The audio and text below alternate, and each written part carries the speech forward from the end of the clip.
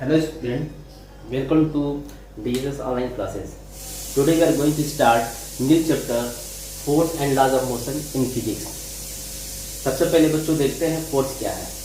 जैसा कि फोर्स क्या होता है, जैसे कि जब किसी ऑब्जेक्ट के ऊपर या किसी वस्तु के ऊपर हम पुश करते हैं या किसी वस्तु को उठाते हैं या किसी वस्तु को हम स्ट्रेच करते हैं यानी फैलाते हैं, तो ये जितने भी फिनोमेना होता है ना, ये सभी फिनोमेना कहीं ना कहीं ये फोर्स के ही फॉर्म होते हैं। तो हम कह सकते हैं फोर्स क्या है। A push or pull on a body is called force. The direction in which a body is pushed or pulled is called the direction of force. जैसा कि डिफिनेशन ये कह रहा है कि अगर हम किसी वस्तु को हम पुल करते हो या पुश करते हो तो वो एक तरह से क्या है, फोर्स ही है। फिर कह रहा है कि हर फोर्स का अपना एक डायरेक्शन है, क्योंकि आगे चल के बताया जाएगा कि फोर्स एक वेक्टर क्वांटिटी होती है। तो वेक्टर क्वांटिटी वह फिजिकल क्वांटिटी होती है जिसका डायरेक्शन भी होगा और उसका एक मैग्नीट्यूड भी होगा। तो फोर्स का भी अपना एक डायरेक्शन है। तो डायरेक्शन कैसे होगा, जिस दिशा में हम पुश करेंगे उसी डायरेक्शन के अलॉन्ग हमारा फोर्स लगता है, या जिस डायरेक्शन की तरफ हम पुल करते हैं उसी डायरेक्शन के अलॉन्ग हमारा क्या होता है बच्चों, डायरेक्शन ऑफ फोर्स होता है। इस तरह से फोर्स के जो ना कई फॉर्म होते हैं। फोर्स हम पुल के रूप में भी लगा सकते हैं, फोर्स हम स्ट्रेचिंग के रूप में लगा सकते हैं, फोर्स हम पुश के रूप में लगा सकते हैं, फोर्स हम ट्विस्टिंग के रूप में लगा सकते हैं। किसी चीज को हम ट्विस्ट कर रहे हैं वो भी फोर्स के क्या होते हैं, फिनोमेना होते हैं। फोर्स जो होते हैं ना बच्चों, are use in everyday actions like pulling, lifting, stretching, twisting and pressing. तो ये क्या होते हैं, फोर्स के जो फॉर्म होते हैं। तो इस तरह से हम कह सकते हैं कि force are used in our everyday actions like pulling, lifting, stretching, twisting and pressing. तो आई थिंक बच्चों आप फोर्स के बारे में समझ गए होंगे और इसके बारे में हम और भी स्टडी करते हैं। अब नेक्स्ट टॉपिक है effect of force. Effect of force ये है, कह रहा है a force can produce the following effect. जब भी हम किसी बॉडी या ऑब्जेक्ट के ऊपर फोर्स अप्लाई करते हैं तो कुछ ना कुछ फिजिकल फिनोमेना चेंज होता है। जैसे अगर कोई बॉडी जो है रेस्ट में है यानी स्टेशनरी है, रुका हुआ स्थिर है, तो मोशन में आ सकता है। A force can move a stationary body. A force can stop A moving body. अगर कोई ऑब्जेक्ट या कोई बॉडी मूव कर रहा है तो उसको वो रोक सकता है, स्टॉप कर सकता है। A force can change the speed of a moving body. अगर कोई बॉडी किसी स्पीड से मूव कर रही है तो फोर्स के द्वारा हम उसके स्पीड को चेंज कर सकते हैं, या तो हम उसकी स्पीड को बढ़ा भी सकते हैं या तो उसकी स्पीड को कम कर सकते हैं। अ force can change the direction of a moving body. हम फोर्स के द्वारा अगर किसी भी ऑब्जेक्ट, मूविंग ऑब्जेक्ट की डायरेक्शन को हम चेंज भी कर सकते हैं। जैसे कि आप देख रहे हो कि ऑब्जेक्ट है, मान लीजिए कोई कार है किसी दिशा में जा रही है, तो अगर पीछे से कोई फोर्स लगा दिया तो उसका डायरेक्शन तो चेंज हो ही सकता है। तो वही कह रहा है a force can change the direction of a moving body. Next है a force can change the shape and size of body. अर्थात अगर किसी बॉडी या किसी ऑब्जेक्ट पे हम फोर्स लगाते हैं तो आप देखो उसके ऊपर शेप और साइज बदल सकता है। जैसे एक बॉल ले लो, थोड़ा सा फोर्स लगाओगे तो उसका शेप डिफॉर्म हो जाएगा, फिर वो हो सकता है अपने पुराने पोजीशन पे आ जाए, पुराने शेप में आ जाए। लेकिन इस तरह से हमने ये देखा कि जो इफेक्ट ऑफ फोर्स है बच्चों निम्न तरह के हो सकते हैं। जैसे कि it can move a stationary body, it can stop a moving body, it can change the speed of a moving body, it can change the direction of a moving body, it can change the shape and size of body. तो ये सब बच्चों ना, ये सब phenomena, ये सब effect of forces हैं। तो इस तरह से हम इफेक्ट ऑफ फोर्स के बारे में जान गए। अब अगला टॉपिक है टाइप्स ऑफ फोर्सेज। तो टाइप ऑफ फोर्सेज दो तरह के होते हैं, एक बैलेंस फोर्स होता है बच्चों, एक अनबैलेंस फोर्स होता है। उसको देखते हैं। हाँ, नेक्स्ट है टाइप ऑफ फोर्सेज। जैसा कि बच्चों बताया जा रहा है कि forces are of two types. First is the balance force and second is the unbalance force. Balance force क्या है? बैलेंस फोर्स कहता ये है कि मान लीजिए किसी बॉडी के ऊपर एक से ज्यादा फोर्सेज लग रहा है, एक से ज्यादा फोर्सेज लगने के बावजूद भी बॉडी रेस्ट में है अर्थात मोशन में नहीं है, तो हम कहेंगे कि वो फोर्स, जो नंबर ऑफ फोर्सेज का जो रिजल्टेंट फोर्सेज है वो क्या है, 0 है। और इस दशा में कहेंगे कि यहाँ पे बैलेंस फोर्स लग रहा है। जैसे कि बच्चों देखो इस डायग्राम में ये कोई सतह है, कोई सरफेस है, और इस सरफेस के ऊपर हमने एक ऑब्जेक्ट को रखा है, किसी बॉडी को रख दिया। तो आपको पता है ना कि उसका जो वेट फोर्स होगा वो डाउनवर्ड डायरेक्शन में काम करेगा, और सरफेस के वजह से एक रिएक्शन फोर्स लगता है जिसको फोर्स ऑफ रिएक्शन कहते हैं या नॉर्मल फोर्स कहते हैं, वो हमेशा ना अपवर्ड डायरेक्शन लगता है, ऊपर की तरफ। अभी तक हमने इसमें कोई फोर्स नहीं लगाया, तब भी ये ऑब्जेक्ट क्या है, रुका हुआ है, रेस्ट में है, अभी भी बैलेंस है। हमने क्या किया, एक्सटर्नल फोर्स लगाया। एक्सटर्नल फोर्स लगाने के बावजूद भी ये ऑब्जेक्ट जो है रेस्ट में है। क्यों? क्योंकि आपको पता है ना कि मोशन के विपरीत दिशा में एक फोर्स लगता है जिसे हम लोग कहते हैं फोर्स ऑफ फ्रिक्शन, जिसको हिंदी में घर्षण बल के नाम से जानते हैं।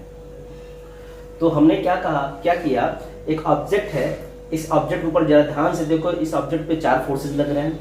पहला फोर्स है वेट फोर्स जो डाउनवर्ड डायरेक्शन लग रहा है, और उसी समय एक नॉर्मल फोर्स है जो अपवर्ड डायरेक्शन लग रहा है, जिसको हम लोग कहते हैं फोर्स ऑफ रिएक्शन। हम अप्लाई किए एक external force.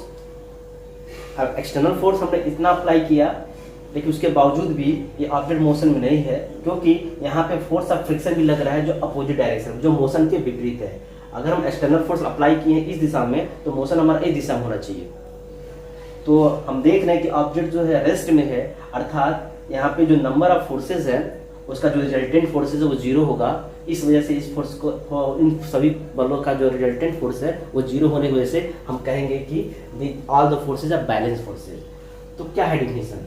If the resultant of all the forces acting on a body is 0 then the forces are called balance force. जैसे in case of balance force हम कह सकते हैं कि जो एक्सटर्नल फोर्स है जो किसी व्यक्ति के द्वारा लगाया जा रहा है इस बॉडी के ऊपर, वो बराबर क्या होगा, force of friction, and force of reaction जो होगा वो वेट ऑफ द बॉडी के बराबर होगा। अगर इस ऑब्जेक्ट का मास m है तो वेट होगा मास इनटू ग्रेविटी। आगे चल के आप पढ़ोगे। तो बेटा ये है डिफिनीशन ऑफ बैलेंस फोर्स। एक बार सुन लीजिए, बैलेंस फोर्स क्या है? If the resultant of all the forces acting on a body is 0 then the forces are called balance force. और ध्यान दीजिएगा, in case of balance force for this figure here we see that external force must be equal to the force of friction and the force of reaction must be equal to the weight force. ठीक है? तो unbalance force क्या होगा, यही समझते हैं। बेटा unbalance force को हम ऐसे कह सकते हैं कि मान लीजिए एक सिस्टम, एक बॉडी ऊपर नंबर ऑफ फोर्सेस लग रहा है और उसका जो रिजल्टेंट 0 ना हो, तो उस केस में वो फोर्सेस बैलेंस नहीं होगा बल्कि अनबैलेंस होगा। और जब भी फोर्स अनबैलेंस होगा तो ऑब्जेक्ट जो होगा मोशन में आ जाएगा। जैसे यहाँ तो मैंने नहीं बताया, लेकिन अब यही समझ लो कि if the resultant of all the forces acting on body is not 0 then the forces are called unbalance force. तो आइए इसका एक एग्जांपल देखते हैं। Unbalance force, if the resultant of all the forces acting on a body is not 0 then the forces are called unbalanced forces। जैसे कि बच्चों देखो, मान लो एक बॉडी है, इस बॉडी के ऊपर जो है 4 तरह के फोर्सेस लग रहे हैं। मैं आपको डिफाइन कर रहा हूँ। सबसे पहले जो वेट फोर्स होगा वो डाउनवर्ड डायरेक्शन में होगा, और सरफेस और ऑब्जेक्ट के बीच में एक रिएक्शन फोर्स होता है जो अपवर्ड डायरेक्शन में होगा। तो नॉर्मल फोर्स और वेट फोर्स हमेशा इक्वल होंगे। इस केस में हमने माना R equal to weight force होगा। ये एक्सटर्नल फोर्स का डायरेक्शन आप देखो, मान लो राइट हैंड साइड की तरफ है।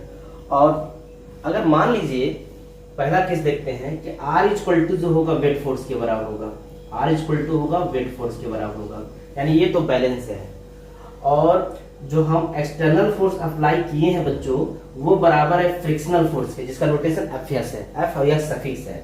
अगर आर यानी रिएक्शन फोर्स, जिसको हम लोग नॉर्मल फोर्स कहते हैं या रिएक्शन फोर्स कहते हैं, अगर रिएक्शन फोर्स वेट फोर्स के बराबर हो और एक्सटर्नल फोर्स फ्रिक्शनल फोर्स के बराबर हो, तो उस केस में ये जो एग्जांपल होगा वो बैलेंस फोर्स का होगा। इस केस में इस सिस्टम या इस बॉडी के ऊपर जो रिजल्टेंट फोर्स है, जिसको एफ नेट कहते हैं, वो टोटल क्या होगा, 0 होगा, अर्थात ये बैलेंस फोर्स का एग्जांपल होगा। लेकिन अगर एक्सटर्नल फोर्स हमारा फ्रिक्शनल फोर्स से ज्यादा है, जैसा कि फिर से बता दूं बच्चों, फ्रिक्शनल फोर्स हमेशा मोशन के विपरीत कार्य करता है। अगर कोई कार सीधी सड़क पे चल रही है, तो अगर कार का डायरेक्शन मान लीजिए इस दिशा में है, तो उसी समय फ्रिक्शनल फोर्स लगता है टायर और सड़क के बीच में। उसके वजह से फोर्स लगता है जो हमेशा मोशन के विपरीत लगता है। तो जैसे देख रहे हो कि हमारा जो एक्सटर्नल फोर्स का डायरेक्शन क्या इस दिशा में है, तो फ्रिक्शनल फोर्स इस दिशा में लगेगा। तो मान लेते हैं अगर हमारा फ्रिक्शनल फोर्स कम होगा, एक्सटर्नल फोर्स ज़्यादा है, तो उस केस में ये कार जो होगा यानी ये ऑब्जेक्ट मोशन में आएगा, और इस केस में ये हमारा जो अनबैलेंस फोर्स कहलाएगा। क्यों? क्योंकि उस केस में जो रिजल्टेंट फोर्स होगा वो जीरो नहीं होगा। तो इस केस में हम कह सकते हैं कि आर रिएक्शन फोर्स तो वेट फोर्स के बराबर है, लेकिन एक्सटर्नल फोर्स जो हम अप्लाई कर रहे हैं इस बॉडी के ऊपर वो ज्यादा है as compare to frictional force. तो उस केस में क्या होगा, ये किसका एग्जांपल होगा, अनबैलेंस फोर्स का। तो अनबैलेंस फोर्स क्या होता है, if the resultant of all the forces acting on a body is not zero then the forces are called unbalance force. दिए गए चित्र में एफ एक्सटी का मतलब होता है एक्सटर्नल फोर्स, एफ एस का मतलब है, एफ नीचे सफिक्स एक्स है उसका मतलब होता है फ्रिक्शनल फोर्स, ये होता है रिएक्शन फोर्स, और ये वेट फोर्स। ठीक है ना। तो इस तरह से हमने बैलेंस फोर्स और अनबैलेंस फोर्स बता दिया। अब अगला टॉपिक देखते हैं। अगला है न्यूटन्स लॉज ऑफ मोशन। क्या कहते हैं ये, Newton has given 3 laws to describe the motion of body, this law are known as Newton's laws of motion. Newton's first law of motion, Newton ने लॉज ऑफ मोशन पर आधारित उन्होंने 3 laws दिए हैं जो अपने नाम से ही रखा, इसे कहते हैं Newton's first law of motion, Newton second law of motion, Newton third law of motion. पहले बच्चों हम लोग पढ़ते हैं Newton's first law of motion. ये क्या कहता है, ये कहते हैं according to Newton's first law of motion a body at rest will remain at rest and a body in motion will continue in motion in a straight line with uniform speed unless it is compelled by an external force to change its state of rest or of uniform motion। इसका क्या मतलब है, Newton ने कहा कि अगर कोई body rest में हो तो वो रेस्ट में रहेगा, अगर कोई बॉडी मोशन में है और किसी निश्चित दिशा की तरफ मूव कर रहा है तो हमेशा उसी दिशा में मूव करेगा यूनिफॉर्म स्पीड से। ये तब तक मूव करेगा या रेस्ट में रहेगा जब तक हम इसके ऊपर एक्सटर्नल फोर्स अप्लाई ना करें। जो ही हम उस बॉडी के ऊपर एक्सटर्नल फोर्स अप्लाई करते हैं तो क्या होगा, उसका डायरेक्शन चेंज हो सकता है, उसकी स्पीड बढ़ सकती है, उसकी स्पीड कम हो सकती है, यानी उसका स्टेट ऑफ रेस्ट, उसकी जो अवस्था है वो परिवर्तन हो सकता है। तो Newton first law of motion में यही बताया जा रहा है बच्चों कि अ body at rest will remain at rest and the body in motion will continue in motion in a straight line with uniform speed unless it is compelled by an external force to change its state of rest or of uniform motion। शायद आप मेरी बात को समझ गए होंगे। जैसे आपके सामने आपके डेस्क पे एक बैग रखा हुआ है, तो आप देखो बैग ना वहीं रहेगी जब तक वहाँ रहने का सेंस क्या है, वो बैग अपने उठ के तो जाएगा नहीं क्योंकि निर्जीव वस्तु है। तो क्या होगा, अगर आपको उसको शिफ्ट करना है तो आपको ऊपर क्या करना पड़ेगा, उसके ऊपर एक एक्सटर्नल फोर्स अप्लाई करेंगे। जब तक आप एक्सटर्नल फोर्स अप्लाई नहीं करेंगे तब तक उसका पोजीशन चेंज नहीं होगा। तो ये Newton's first law of motion में यही कहा जा रहा है कि अगर कोई ऑब्जेक्ट, अगर कोई बॉडी रेस्ट में है तो रेस्ट में रहती है, अगर किसी दिशा में मूव कर रही है तो उसी दिशा मूव करेगी, उसी यूनिफॉर्म स्पीड से मूव करेगी, तब तक उसकी स्पीड में चेंजेस नहीं होगा, या तब तक उसका रेस्ट की अवस्था से चेंजेस नहीं होगा जब तक कि हम उसको कोई एक्सटर्नल फोर्स अप्लाई ना करें। इसी को कहा गया Newton first law of motion. अब इसके बाद हम बच्चों ना स्टडी करेंगे Newton second law of motion से पहले हम स्टडी करते हैं इनर्शिया। इनर्शिया क्या होती है, तो हम देखते हैं इनर्शिया, क्योंकि इसको जानना बड़ा जरूरी है। What is inertia. Next topic inertia. What is inertia, the tendency of a body to remain at rest or if moving to continue moving in a straight line is called inertia. जैसा कि बच्चों देखा गया है कि कोई भी object या कोई भी बॉडी अगर वो रेस्ट में है तो रेस्ट में ही रहना पसंद करता है, अगर वो मोशन में है तो मोशन में ही रहना पसंद करेगा, और अगर किसी निश्चित दिशा में जा रहा है तो उसी निश्चित दिशा में जाता रहेगा। उसकी अवस्था में परिवर्तन तब तक नहीं होता है जब तक कि हम उसके ऊपर कोई एक्सटर्नल फोर्स अप्लाई ना करें। इसी प्रॉपर्टी को हम लोग इनर्शिया कहते हैं। एक्चुअली इनर्शिया क्या होती है, किसी ऑब्जेक्ट की वो प्रॉपर्टी होती है जो अपने अंदर होने वाले अवस्था परिवर्तन का विरोध करता है। Inertia is that property of a body due to which it resist of change in its state of rest और ऑफ यूनिफॉर्म मोशन। अर्थात किसी भी बॉडी या किसी भी ऑब्जेक्ट की वह प्रॉपर्टी होती है इनर्शिया जिसके कारण वो अपने अंदर होने वाले अवस्था परिवर्तन का विरोध करता है।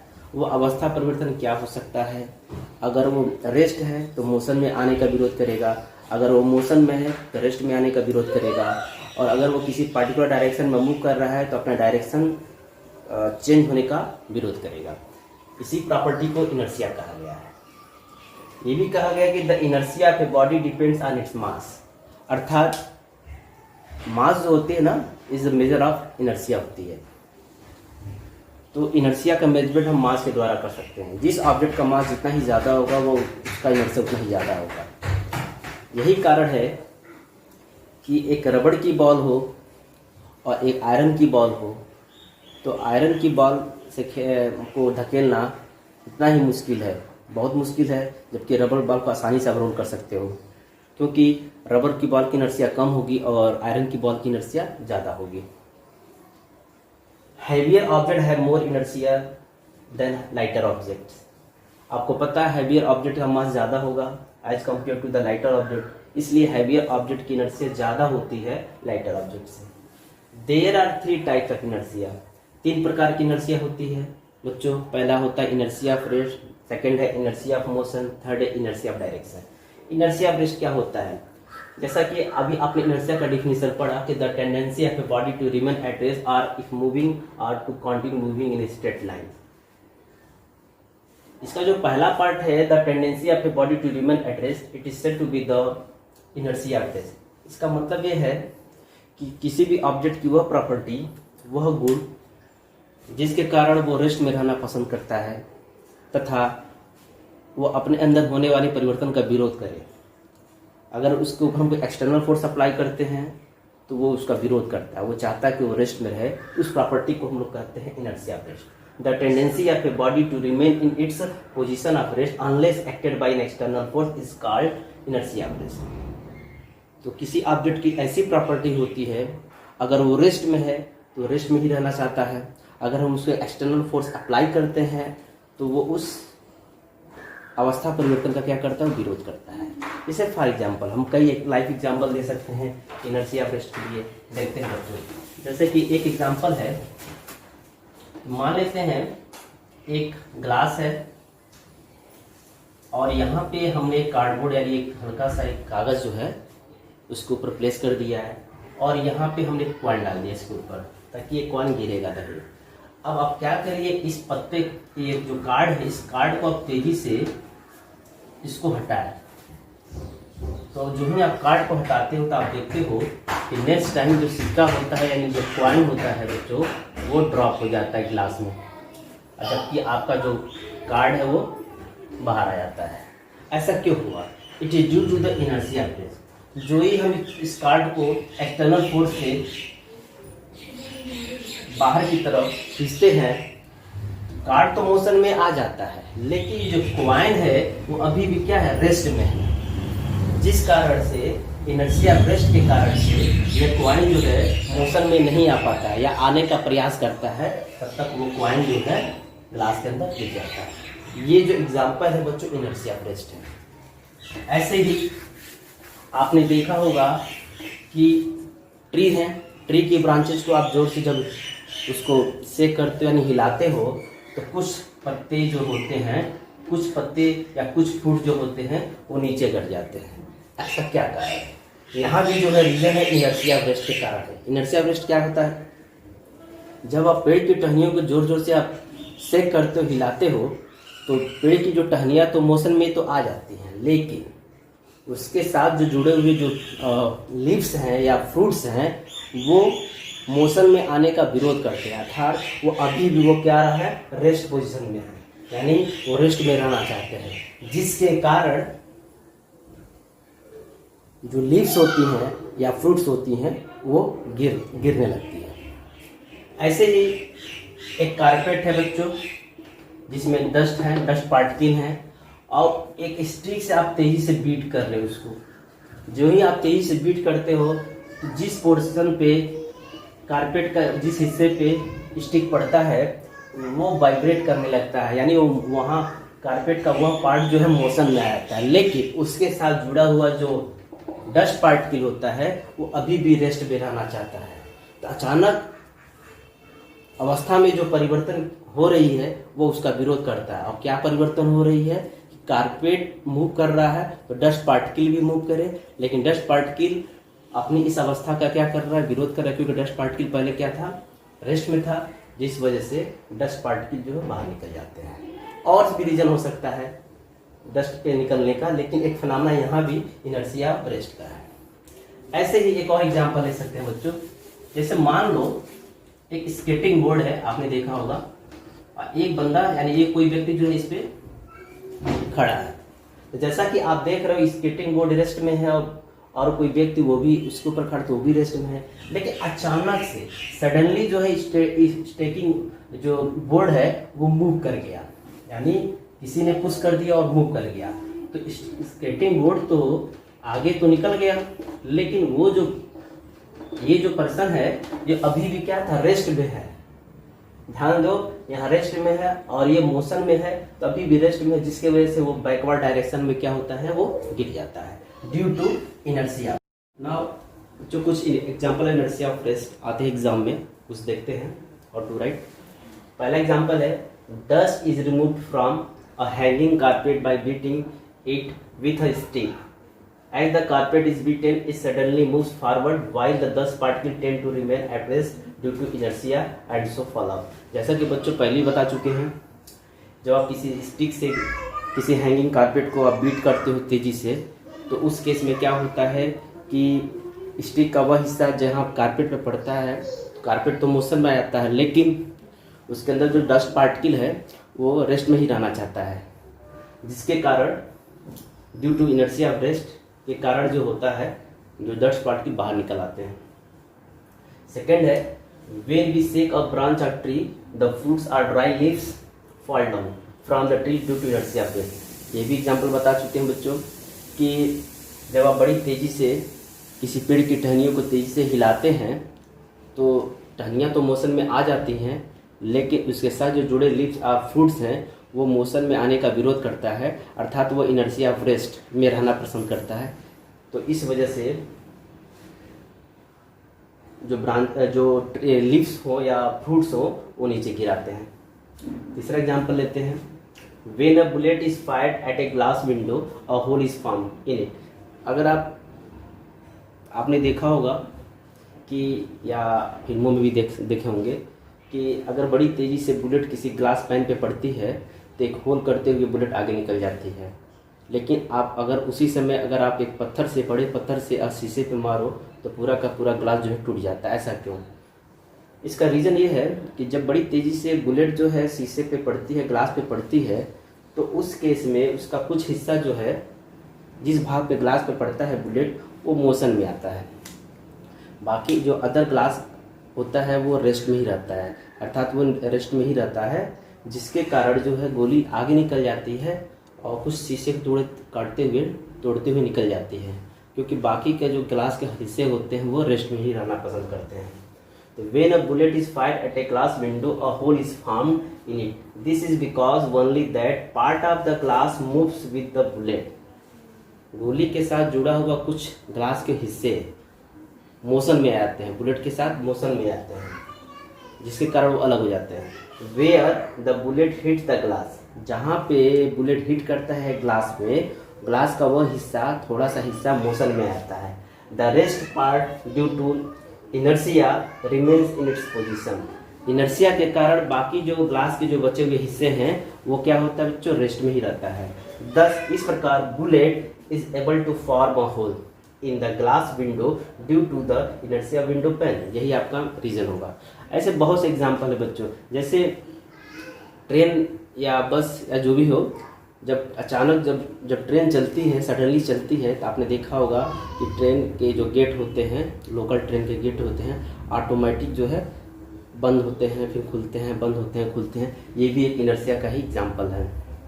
ऐसे ही सडनली जो है कोई कार जो है मोशन में आता है तो बॉडी का पार्ट झुक जाता है, वो भी एक इनर्शिया का ही कारण है। तो इस तरह से हमने आज कुछ एग्जाम्पल ऑफ इनर्शिया और रेस्ट आधारित 2-3 एग्जाम्पल हमने दिया। इसके बाद आता है inertia of motion and then inertia of direction. उसका हम वीडियो नेक्स्ट टाइम बनाएंगे, क्योंकि वीडियो काफ़ी लेंदी हो जा रहा है। Thank you very much.